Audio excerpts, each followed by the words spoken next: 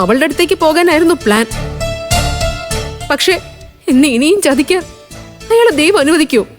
പറ, അനുവദിക്കോന്ന്? എന്റെ സത്യസന്ധതയും ആത്മാർത്ഥതയും അറിയുന്ന ദൈവം എനിക്ക് അയാളുടെ ചതി നേരിൽ കാണിച്ചു തരികയായിരുന്നു. ചേച്ചി ഒന്ന് നിർത്തുന്നുണ്ടോ? ചേച്ചിയുടെ ഒരു ആത്മാർത്ഥതയും സത്യസന്ധതയും അതെന്താണെന്നേ ചേച്ചി രഘുവേട്ടനെ കണ്ട പഠിക്കേണ്ടത്. അല്ല, വണ്ടിയിൽ രഘുവേട്ടൻ വാങ്ങി വെച്ച ഡ്രസ്സ് മറ്റവൾക്കുള്ളതാണെന്ന് രഘുവേട്ടൻ വന്ന് ചേച്ചിയോട് പറഞ്ഞോ?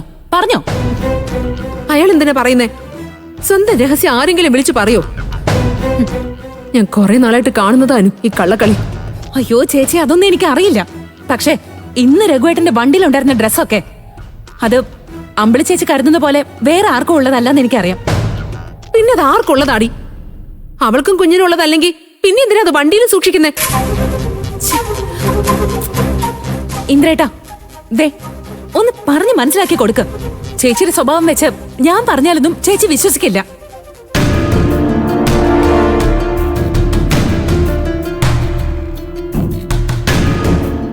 അമ്പിളി, രഘു വണ്ടിയിൽ ഒരു ഗിഫ്റ്റ് സൂക്ഷിച്ചിരുന്ന കാര്യം ഞങ്ങളോട് പറഞ്ഞിരുന്നു.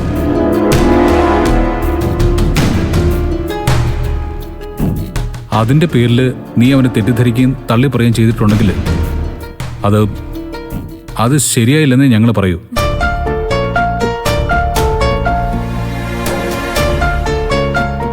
രഘു നിനക്കും ലച്ചുമക്കും കൊണ്ടുവന്ന സ്പെഷ്യൽ ഗിഫ്റ്റ് ആയിരുന്നു അത്.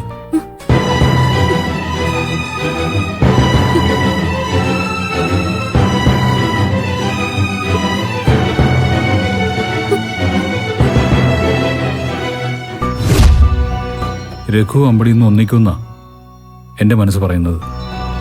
എങ്കിൽ ഞാൻ അമ്പിളിക്കുന്ന ഒരു സ്പെഷ്യൽ ഗിഫ്റ്റ് തന്നെ കൊടുക്കും.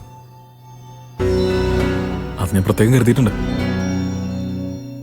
വിഷുക്കൂടി വാങ്ങുന്നതിന്റെ കൂട്ടത്തിലെ അമ്പിളിക്കും മോൾക്കും വില കൂടിയൊരു ഡ്രസ്സ് കൂടി ഞാൻ വാങ്ങി.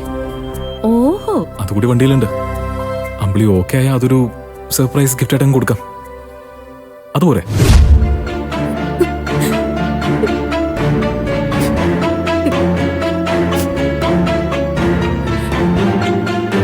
ഇപ്പൊ എന്തായി അമ്പിളി ചേച്ചി? രഘുവേട്ടന് പറയാനുള്ളത് കേൾക്കാനുള്ള മനസ്സ് പോലും ചേച്ചി കാണിച്ചില്ലല്ലോ.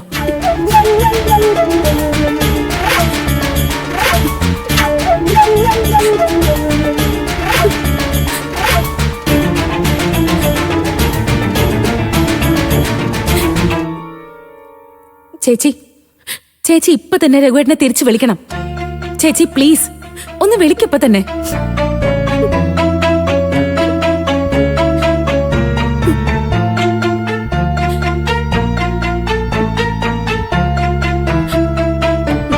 ചേച്ചിക്ക് വിളിക്കാൻ പറ്റിയില്ലേ വേണ്ട, ഞങ്ങൾ വിളിക്കട്ടെ രഘുവേട്ടനെ. രഘുവേട്ടൻ തിരിച്ചു വന്നാ ചേച്ചി രഘുവേട്ടനോട് ക്ഷമിക്കോ?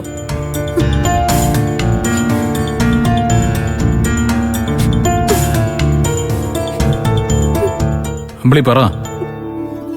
അമ്പിളി ക്ഷമിക്കാൻ തയ്യാറാണെങ്കിൽ ഞാൻ രഘുവിനെ തിരിച്ചു വിളിക്കാം. ചേച്ചി എന്തെങ്കിലും ഒന്ന് പറ.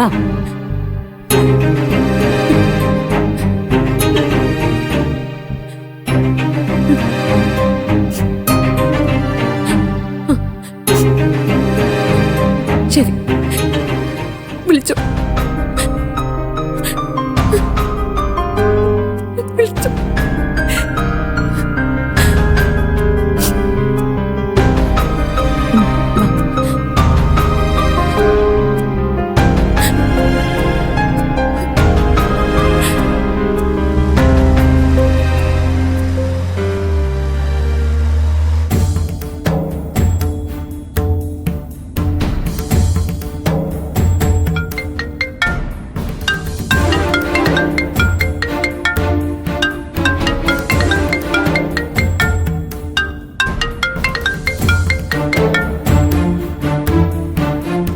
ഇന്ദ്രനാണല്ലോ. അവനിപ്പോഴായിരിക്കും വിഷയം അറിഞ്ഞത്. എടുക്കണം. അമ്പിളി എന്തെങ്കിലുമൊക്കെ തെളിവ് നിരത്തി കാണും. ചിലപ്പോൾ കുറ്റപ്പെടുത്താനാവും വിളിക്കുന്നത്, അല്ലെങ്കിൽ സഹതപിക്കാനും ആശ്വസിപ്പിക്കാനും.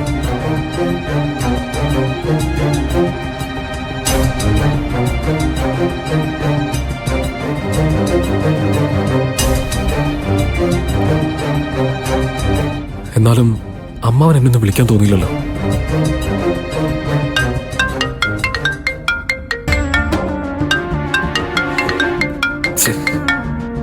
വീണ്ടും ഇത്ര തന്നെയാണല്ലോ വിളിക്കുന്നത്. ഇനി എന്തെങ്കിലും അത്യാവശ്യ കാര്യത്തിനായിരിക്കും.